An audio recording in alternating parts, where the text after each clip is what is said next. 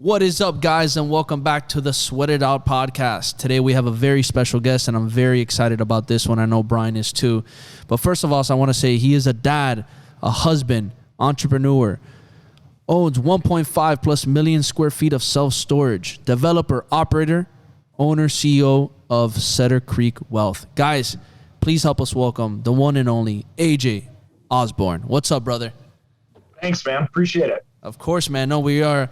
Like I said, we're definitely very excited about this. You know, we've been watching your content, and, you know, it's just really, really cool the things you've been able to do and how much, you know, influence and value you're just driving out there to the audience and to the world, especially with, you know, your specialization and expertise. Yeah, it's been the whole content game in general, right, is very, each person kind of takes their own way. And I don't know that, I've seen people that are putting out information for all sorts of different reasons and everything, but I really actually like the teaching aspect. I like putting information out there. And I think that the better that I can articulate investing methods and the reason things are going on, right, that builds trust, which allows us to get investors, which allows us to do deals and partners. Because, you know, I own several companies, but real estate, particularly self-storage, that's my game. Most people know me as the self-storage guy, right? Wrote the #1 best-selling book on self-storage and the #1 podcast in the world on self-storage. And so that kind of became, you know, my thing and who I was. And I find that the more and the better quality information, unabridged, completely open information you put out, and we do. Like, I give away all my secrets. Like, I don't pull any back. This is exactly what we did. Here's the numbers, everything else. And I think a lot of people are really held back by giving that kind of stuff away. They think that they're losing a competitive advantage, or they think they're giving out their secrets. And that's, I just don't see that. I don't view that as creating competition or anything else. It only empowers us. It only allows us to do more. And it's like getting my message out there, and it allows the right people to come and be surrounded by us. So I've loved doing it. So AJ, why do you think people's mindsets are so boggled down to, I can't give away my information. I got to keep the secrets for me and only give them a watered down version. And, you know, if I give this out, and why do you think most people's mindsets are so encapsulated in that?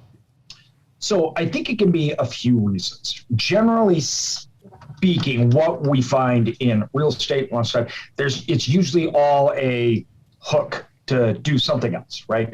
So some people are just marketers. They sell marketers or information products, things like that, which I don't in general have a problem with at all, right? But it just means that most content, there's a end hook, right? And so that's their business model.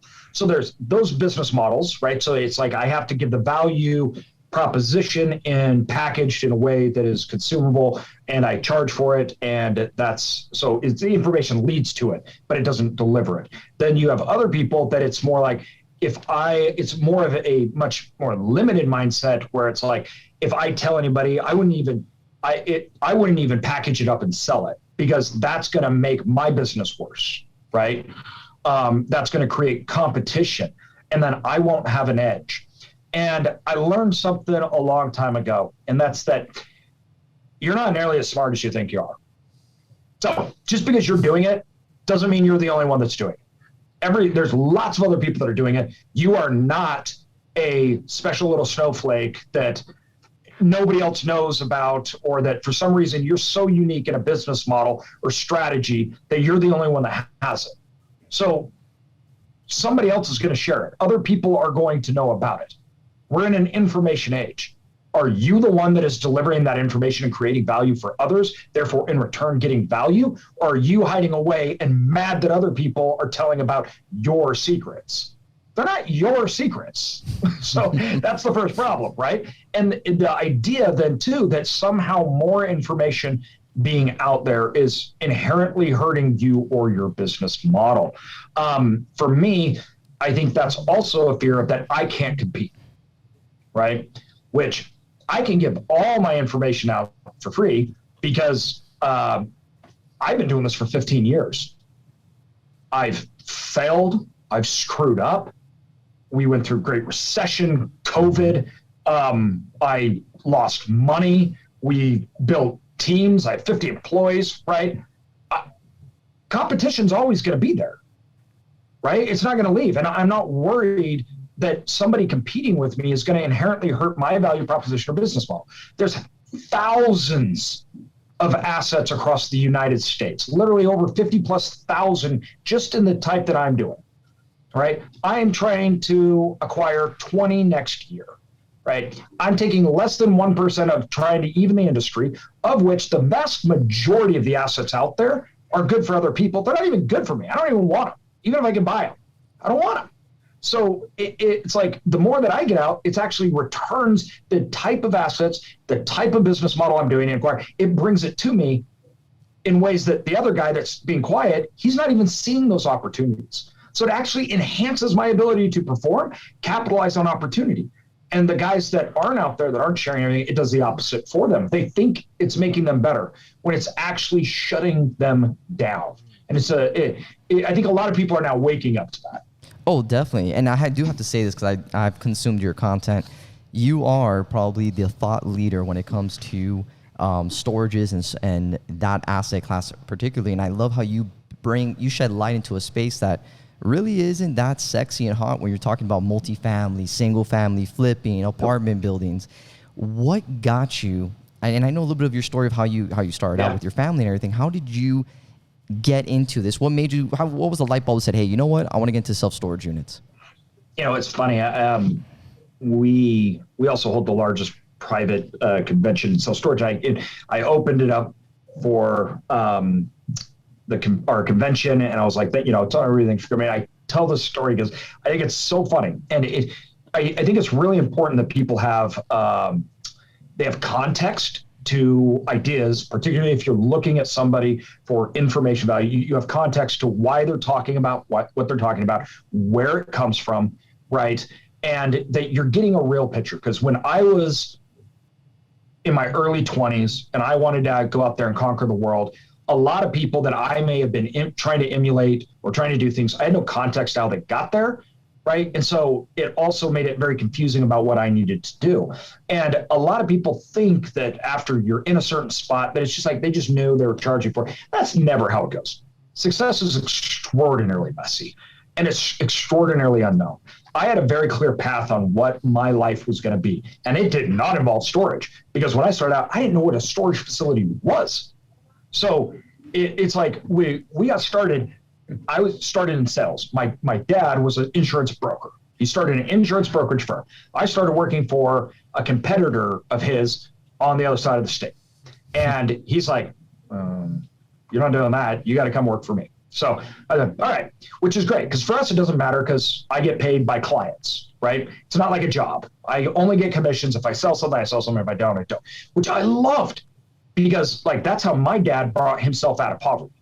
So my dad lived in extreme poverty. And when I say extreme poverty, nobody in the US today understands what extreme poverty is. He didn't have running water. There weren't toilets. They didn't have energy. His first hamburger he had was when he was like 12 years old. They went out and shot wild animals to eat for food, like poverty, right? And he started selling insurance door to door. And so I thought, well, that's what I'm going to do too. I'm going to sell insurance door to door. So I had this whole idea of where I was going to go. And when we started going down that path and selling, it actually ended up being a trap. And the reason I got into self-storage was I was initially looking at real estate, which I actually didn't like, which is really funny. I didn't understand it. I'm like, you guys are putting down how much and you're getting what a month? That return sucks, right? I'd rather go sell something and get this huge commission. But I was trying to do it because I knew I needed tax benefits and diversify. So I was looking at all the assets that everybody else was looking at, because this is early 2000s. Everybody was getting rich off of single family homes, small multifamily. That's what I was going to do. My dad says, hey, I bought this storage facility. You should come check it out. Now, these are dinky little assets in the middle of nowhere, right? I live in Idaho, and this was in a part of Idaho no one's ever heard of. And so I walked in to see this thing that my dad had bought. And I'm like, what is this? Like, literally, I don't get it. So people just throw their crap on this floor here. Hey, like, no, self-storage wasn't mainstream. Nobody really understood it. And what I did understand was the P&L. He said, well, let me show you why I like this asset. And then from there, I was like, oh, Dad, I like this too. Let's do this, right? And so then me and him were like, okay. So he did it with another partner, this first little asset. I mean, him went and started buying these small facilities, really small. We're talking about, $500,000, right, total, which you can't even find a fourplex for that in most markets in the United States, right? So it was really small, out in the middle of nowhere, towns that had like 3,000 people.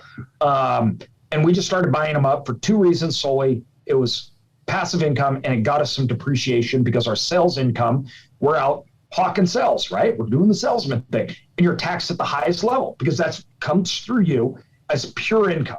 The government just looks at that as pure income without any deductions. We didn't have hard assets. We didn't have equipment.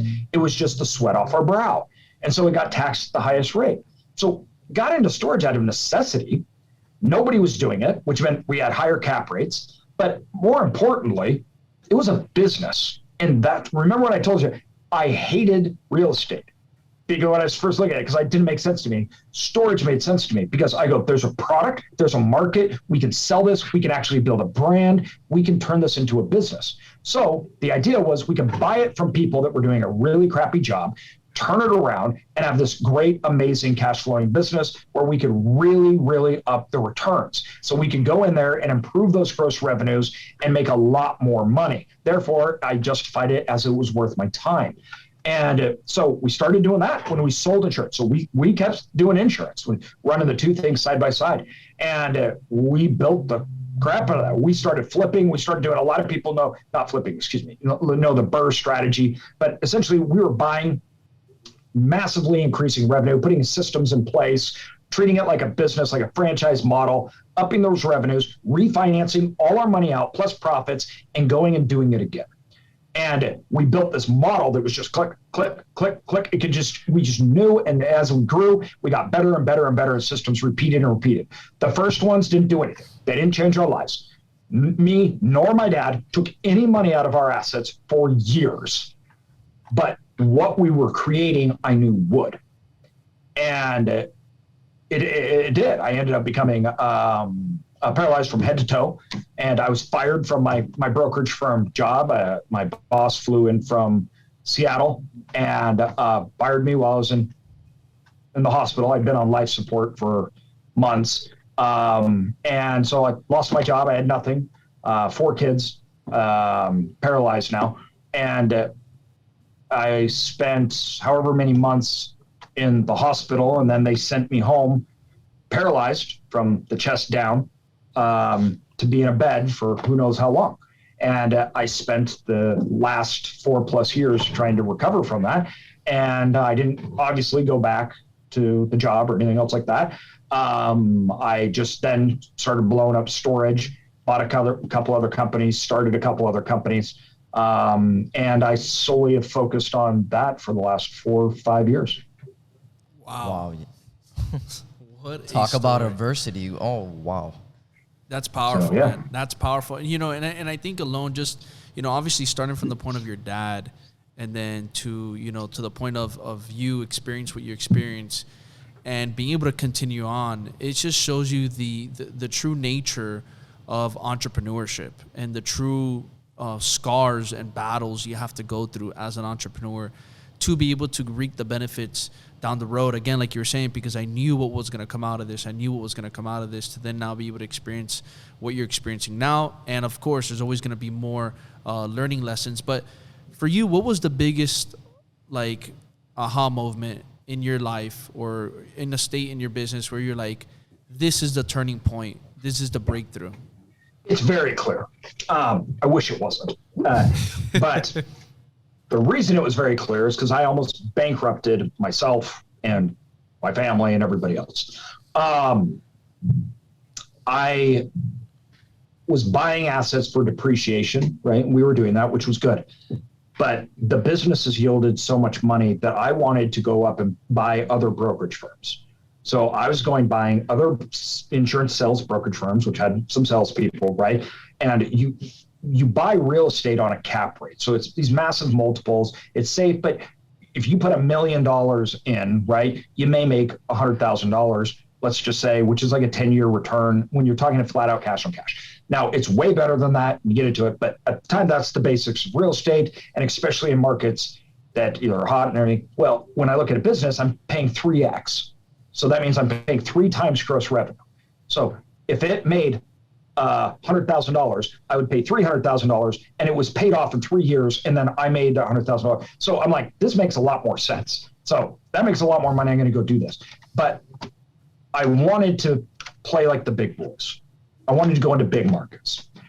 I'm from Idaho, and I saw all of these people that were really wealthy, and they were all out of these big markets. And one of the big markets was Florida. And I wanted to go to Florida because I wanted to play like the big boys on the East Coast, right, in the Florida big markets. And so I went down there and I bought a company, and it turned out to basically just be completely fraudulent. The guy screwed us over, and we leveraged, and I wanted to do it. And it was devastating.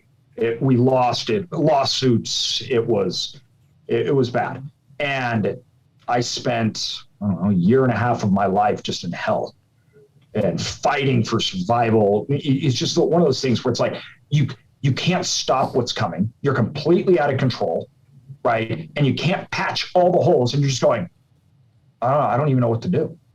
Like, I just screwed the pooch so bad, and it just kept getting worse. And the reason it was all happening, the reason I got screwed, it was a very simple concept. When you're dealing with sales, you have clients. You're a middleman, right? And our revenue comes from the clients. But the clients are not obligated to ever be with us, ever. And so what that meant is I didn't own our source of revenue. So once we bought it, the guy that sold it to us went and stole 40% of the entire revenue of the company that we just bought and had to pay him for. Really bad. We were in lawsuits, fraud, everything else like that. But the point was, I was never getting them back. They were gone. And then because of the problems, other clients left. And I was like, I don't own any of this revenue. I'm just a middleman. And then I'm like, how could I ever compound a company on unknown future returns?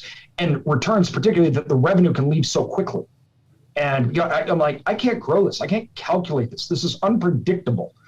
And that's when I went all into real estate. And I'm like, at the end of the day, I could create wealth, income, but more importantly, I could compound the returns because it was a known rate of return. It was measurable, and it was actionable, and it wasn't tied to my time. Everything else was tied to my time. So I could only do so much. I could only get so much. And when I tried to do more, it fell apart. Real estate would allow me to do more and compound my results and everything, but not have it be associated with my time at all. And it was after that massively embarrassing failure, right? Like that was my industry. That's who I was. I was an insurance sales guy, and I just failed big time. Embarrassed in front of colleagues, firm, everything else like that. Career across the country. I had no business being there. I shouldn't have done it. It was motivated by pride and greed as a young man.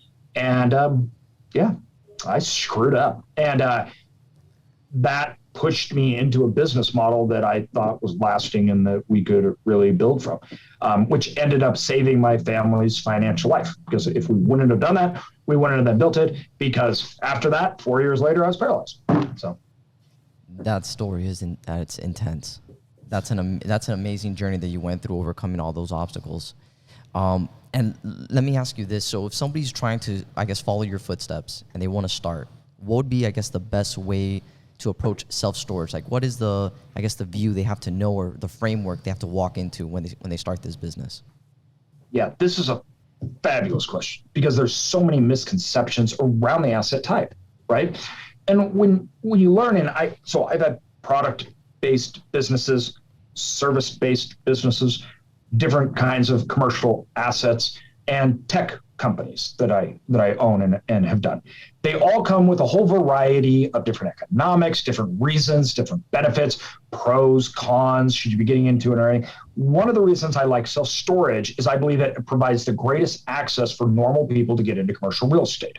It did for me, and it still does for them. And the reason why isn't because of some feeling or I like it, or it's just numbers. So out of all commercial assets, when you look at the commercial asset landscape, most of these are really big, really expensive, and they're all owned by a few parties. They're very consolidated, and REITs and Wall Street boys, they own all the buildings, they own everything, all the apartment buildings, right? If you want to get into multifamily, you're competing over 20% of the market with everybody else. Storage is not true. It's a fragmented market. Most of all the assets are owned by mom and pops. So there's just more inventory for me to buy. And I'm competing with normal people. I'm not competing with the big boys. Now that's changing fast. And one of the reasons we wanted to get into it was because the industry was consolidated and I wanted to be the one consolidating. So it's changing, but still to this day, storage still has more opportunities for individuals than other major commercial assets. And the other thing that you need to know about it is, first of all, the low barriers of entry, so allow people to get in, access, that kind of stuff's all good. But self-storage is a business. It's not a little passive, take it, walk away, right? We view it as a retail center. Now, you can make it passive. It's not tied to my time, but you need to look at this as a business. We don't have long-term leases. They're month to month. We're trying to attract customers. We're trying to get them in. We're trying to sell them. We're trying to upsell. We're doing revenue management, marketing, all sorts of stuff, right? We may sell boxes, services, different things like that. And the people that treat it like a business far outperform other people. So when I looked at it, I was looking at a bunch of people that owned real estate. And I was like, you don't even know what you own. This isn't real estate. This is a business. Our model is simple. We bought real estate, turned it into a business, and that made us incredibly successful. So you need to go into it knowing that it's its own asset. It has its own, it's very different than all the other assets, right? And so normally when you find people that are in self-storage, we're just self-storage guys, right? Like most of us, we don't do anything outside of self-storage. I don't own apartment buildings. I don't own other real estate assets. I own the office building that I'm in, things like that, but nothing. 99% of it is in storage. The reason being is the machine we built is specifically designed for that. And we can outperform so well because our systems and everything that we built focused around self-storage. So our yield, because we can be an expert in that, I could not get yield anywhere like I can get in the self-storage, not because of self-storage itself, but because of the machine that I built. So the opportunity cost for me to go into another asset is astronomical because the machine that I've built over the last 15 years is so fine-tuned and precisely built to extract value from underperforming assets. Now, the thing about that is people are like, yeah, you've done that over 15 years. Well, when we started, we didn't get nearly the numbers that we got now.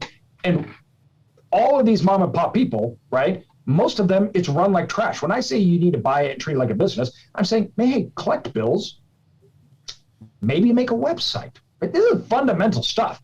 Make sure that people are paying you. Like, I'm not talking about rocket science, right? Don't have delinquencies. Don't make it look like crap. Set up a website, maybe a Google Ads campaign. Get people in there. Get people out that don't want to pay you on time. Simple stuff. And right there, you can dramatically improve the gross revenue on a huge portion of the self-storage industry. That is powerful information. And I guess it ties in with one of my questions. I had two for you, but I was going to ask you, because you mentioned multiple times, I know you've talked about systems and operations. First question would be, what are the biggest components that you would say that would play a huge role in the operations of your business within your system? And then also when it comes to the positioning and picking of your storages, location wise, what is the best way to approach that? Perfect questions. All right. The first question, the two things that I think are the most important is marketing and revenue management. Those are the two number one things that we see nobody does. And that is just money on the table that they're not taking. So we don't do uniform pricing. We actively raise rents, and we actively raise street rates, and we actively get the people's rents at the bottom up. And we do it individually based. So you have 10 by 10s. Not all 10 by 10s are the same price. Just like an airline. If I go to an airline, everybody in that plane is paying a different price. That's how my facilities are. right? Everybody's paying different prices based upon location, when they came in, occupancies, rate increase schedules, right? And we're maximizing that revenue. And we actively are marketing to get the best customers in there, right? So we pick our customers, we go out, we find them, and then we are actively engaged in managing the revenue of that company. Now, those are the two things that I think really separate people. Now, the next question so if you're going into self-storage and looking at locations, okay, now this is the number one thing you need to understand about self-storage. And I have something that I call my margin of stupidity. So Warren Buffett has his margin of safety, right? Mine's a margin of stupidity. And what that means is when I'm looking at an asset, there's certain things that I look for to make sure that the margin is good enough to where I can be stupid and still be successful, right? I can't be executing on a strategy that is predicated on me being the best. It can't be predicated on me being anything above average, and it needs to work great. And when I got started, that was a lesson that I learned, because when I did that deal in Florida, that deal was predicated on me being really good, us outperforming everybody. And if it didn't work, it all went to the crapper, which that's what happened. I'll never do that again. And what I did, this margin of stupidity ended up being massive. So I'd find underperforming facilities. I'd look at the spread that is known in the market. I'm not making up numbers. We're looking at the known market spread between rates, collections, right? Insurance sales when you come in, boxes, different things like that, revenue items, whatever that spread is, right? That is my margin of stupidity. Now, the reason why that's important in location, because when you're picking a location in self-storage, demand is everything.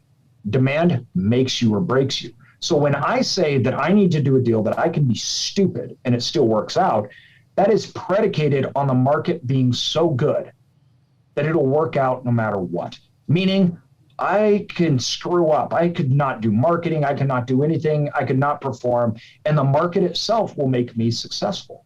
So then the market makes me successful, and my expertise is the cherry on top, which makes the yield that much sweeter. But it is not predicated on that asset being successful. I see too many people that think that they're so good they can pull off things they shouldn't be doing.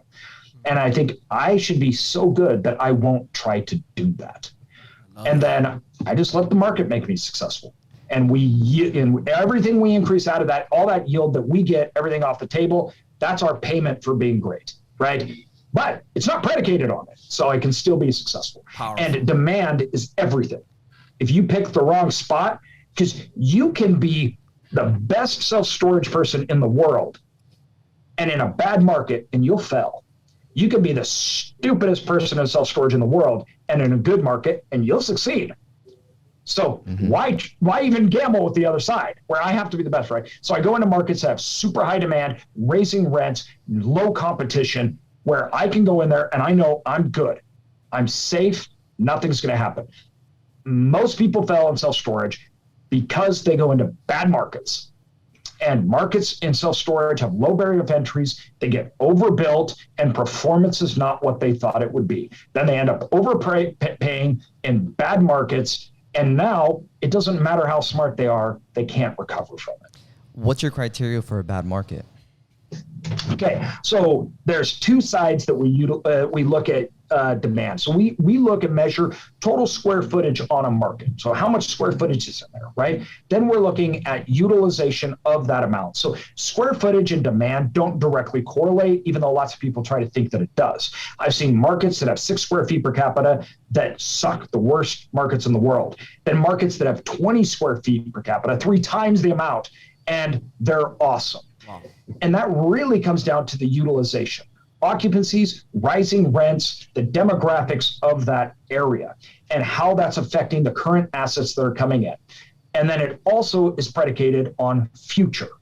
So one of the things people forget and they don't look at is the impact of future supply coming onto the market. And this is where people get killed. So they buy a storage facility in a market, and then 2 other guys build a storage facility right around it.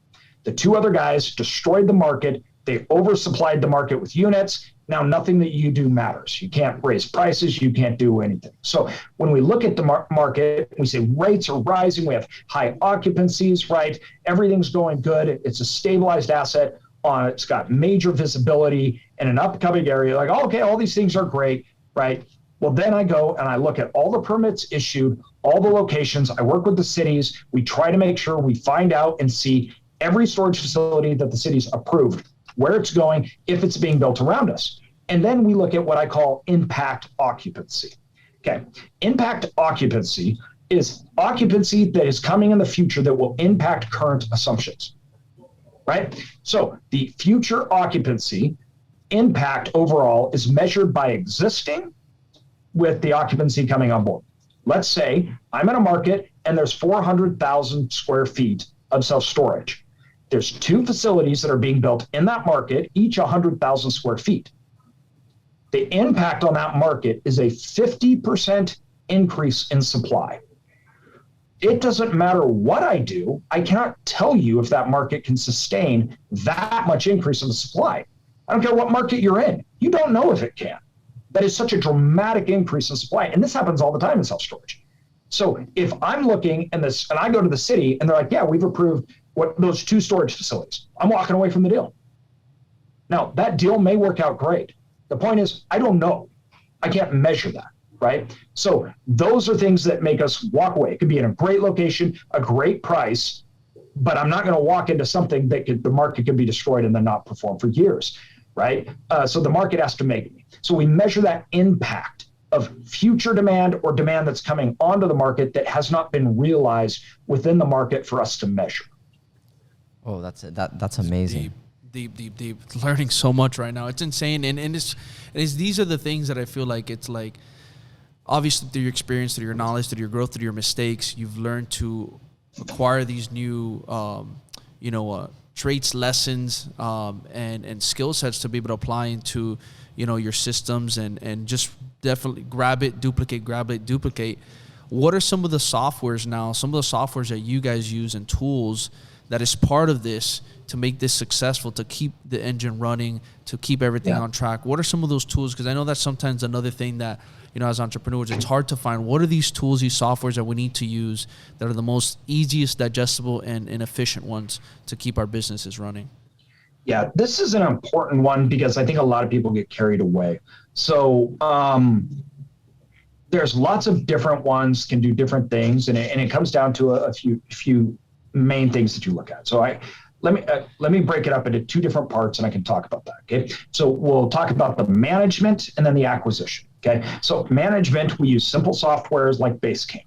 That's every single location. All our employees are running off. We have task lists. We have things to do. Everything, they're in there recording. We can see, we can communicate, right? We know what every single person is doing, how they're supposed to do. They're updating it. So we can track it all in one central location on all sites. We can see if things are getting done and run it, right? The second part of management is your actual management system. Okay, so your management system, which is actually taking in bills, things like that. So that's a PMS, a property management system, right? Well, this in the self-storage space, there weren't any good ones. So us and a handful of other guys, we just simply built a tech company that would build a property management company that would suffice what we needed. So we spent the last 2 years, and we have a company out of Newport called Tenant Inc., and they just built the product that we needed as self-storage owners. And because the property management system is so important. Now, the front-facing part of the business, acquisitions, right? And I treat these 2 things completely separate. So they're separate companies. They do separate things. The acquisition part, we run primarily off Monday, which Monday and Basecamp, these are free. You can just go get them, right? And, the operation side, or the management side, I should also say we do have a revenue management system. It's outrageously expensive. Nobody should buy it until they get really big. We've only had it for 2 years. And all the revenue stuff that I was talking about, by the way, we did all of that without tech software. We just did it manually. We looked at who was coming in, who's when. So it's not something you need. But as you get bigger, there's better tools, and we use that because it's just too time consuming. So we have to automate things, right? But on the front-facing side, we have our Monday that we use, and it's the project base that we pull everybody. We pull all all our three main or our four departments of that company, which is investor relations, acquisitions, development, and marketing. Those are our four departments, and they're all on that. And everything that they're all doing will tie into each other on that system. They're all running off it. We have all the things that they need to do. We're putting documents, central location for every single person on the team to pull, get information, upload, and everybody that is in those departments can work off of. And so that's how we record our goals, how close we are to hitting certain goals, KPIs, all of that we build into that. Oh, that I love that software. I think we're going to take one of those and we're going to implement it for our business too. Now, yeah, I've loved Monday. I love it. I've heard of it. It's fairly new too, right? It's fairly new, Monday. It's very much like a sauna, I think. Yeah, like a sauna. It's a sauna. Yeah, it's kind of like that. I mean, and really, this is the great thing about a lot of these softwares. Whether it's a sauna, Monday, whatever, it's your personal preference. For us, Monday worked great. I've loved it. And we use it. The key thing is, like, software is only as good as the people that use it. All the data has to be input. People have to be on board. People have to agree. This is our management system, and we're actively going to work within it. If not, you just buy something, and it actually makes things messier than it does. So when you pick one, create a company around and build processes, systems, everything within it, and mandate that people, vendors, third party, you have to use it. Because our big thing is data collection. So we're harvesting data. Every time we're doing feasibility studies, looking at markets, we're just piling data all in. We're saving everything. And the goal is what we're trying to create is a central brain for the organization. So in 3 years here, when we have $1 billion in assets, we have markets that we have analyzed across the entire United States, right? So we're at, I don't know, over 200 million right now in assets. We've got a conversion. I bought an office building that we're turning into a storage facility in a downtown. We're building 2 massive multi-story driving storage facilities that are each 200,000 plus square feet. Each one of those is probably a $30 to $40 million build. And so when we're looking at doing large projects and we're inputting data off these huge numbers, so we're talking building numbers. How much does it cost on an office conversion? How much does that data is going in? So then when our acquisition department is looking at a project, it pulls the data from everything that we've already done. What this does is it creates it so we're efficient and we know exactly what to offer, what to buy, and we know how it'll turn out. Remember, I don't guess, I want measurables. If we think there's an assumption, what are we basing that assumption off? How are we measuring it? Oh, amen, amen. And now let me ask you this. Well, this might be an assumption, but the future of self-storage. So I've been seeing a big trend going on, for example, repurposing of different assets to turn them storage units. CVS recently said that they were gonna, I guess, unload over 3 years, I guess 900. Yeah, 900 stores. Do you think that these stores could potentially be reconverted into, I guess, storage units? Yeah, we started that about 6 years ago. So we bought bankrupt Super Kmarts and we would turn them into storage facilities. And now it's a great strategy, but a lot of people with conversions, I'm like, don't let the dog wag the tail. So what it means is, there's a conversion. I'm going to turn this into a storage facility. I'm like, okay, but is that a good market? Right? So they're putting the conversion, I have an opportunity, and the conversion may be cheap. So, I can get this at way cheap. That means it'll work. That's not how it works. In superior markets, we use conversions to get into areas where we couldn't get into that have really high yielding returns.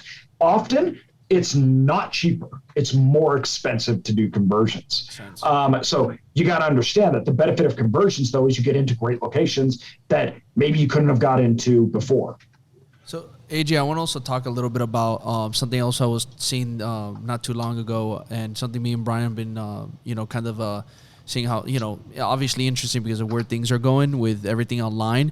But warehouses in general, and I know this is how you talked about when your dad first got the warehouses and, storages, being a formal warehouse. But what's your take on, the fact that e-commerce and online keeps growing and there's a necessity for more warehouses just to be able to store in products. the industrial warehouse space is my well, let's just be honest. If I wasn't in storage, if I was starting out, I would probably be looking at light industrial, and I'd be looking at developing light industrial. So the economics of self-storage and warehouse space, we've been saying for a long time. One of the big things when we got started was everybody's like it doesn't make sense. Like, why would people do this, right? And there's all of these weird assumptions, meaning like people assume, so they're looking at it and they're assuming that, oh, it's just because of hoarders, right? That's not it at all. Self-storage is actually very logical. So a lot of people are like, oh, someday everybody's going to wake up and say, I'm not going to pay money to store this. That's not how that's not why this is successful or works. In the United States, our ability to use the same dollar to purchase more things has expanded, while that same dollar to hold things, meaning your house, home, everything else like that, has completely gone the other direction. Then you combined that with regulations. Regulations have been a big part of storage. You used to be able to, if I wanted, I'll just build a shop on the side of my house. You can't do that anymore. HOA cities, they're not going to give you the permits. They're not going to allow you to. And even if you wanted to, it's so freaking expensive.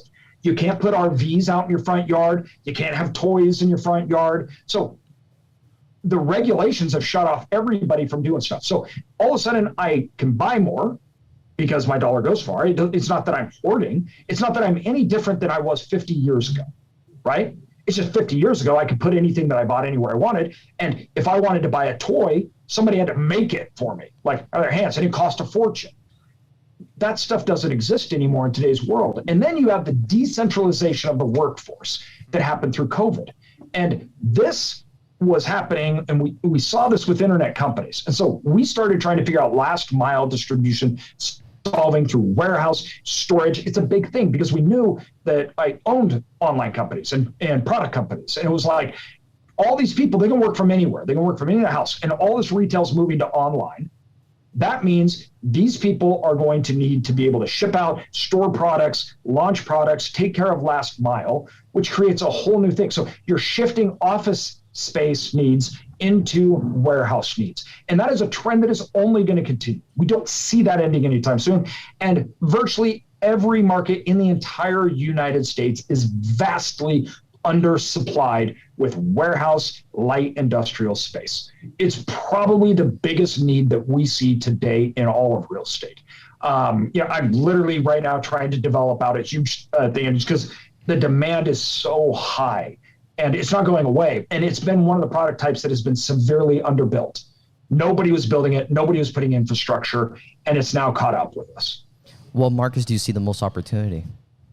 So for when you're talking light industrial growth markets, Texas, Austin, you're talking Salt Lake, Denver, Boise, Idaho, you're talking, this is a place I'm going, but I see Arizona, you see gateway cities, Reno, Nevada, because what happens, and you look at commerce and how it works, if you want to store something in California, okay, you get taxed on the product in your warehouse.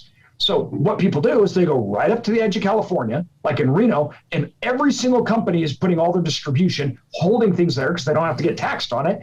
And then they're shipping it into California every day, right? And so it's created this explosion of need in these growth markets that are shipping products out. They may be more isolated, and their small businesses have to come from there. So if you're in, let's say Phoenix, you have Phoenix, but then you're going all the way to California. If you're in Salt Lake, then where are you going from Salt Lake to Denver? Boise, Idaho? You're going to say, it's not like you're there in the East Coast where there's just big cities all over where I can have one spot can service this huge area. You have to have all the resources and infrastructure in that area. And if it's not there, you can't do business. That causes huge high demand for a product that's been undersupplied. Wow, that's amazing. No, this has been amazing, AJ. And I just want to say before we wrap it up, thank you so much for coming on here and sharing your wealth of knowledge, your experiences, your ups and downs, what you had to go through to be able to battle through that adversity and get to the other side. And the most important thing, be as humble as you are and knowledgeable, and to share this information and build the success you're building. It's truly amazing. So we just want to personally say thank you on our behalf for coming on here and sharing that with our audience. Thank you, guys. So I appreciate that. Thank you. I appreciate it. Thank you for having me on. I love talking about this stuff. It's exciting. Like, I don't know. You're getting me also even more excited. Yeah, we just got super excited. Learning a ton of stuff here. Well, I love it, and I'm happy to do it. So where can people connect with you? Where can people find you? Throw those plugs in here. I know they'll definitely be excited.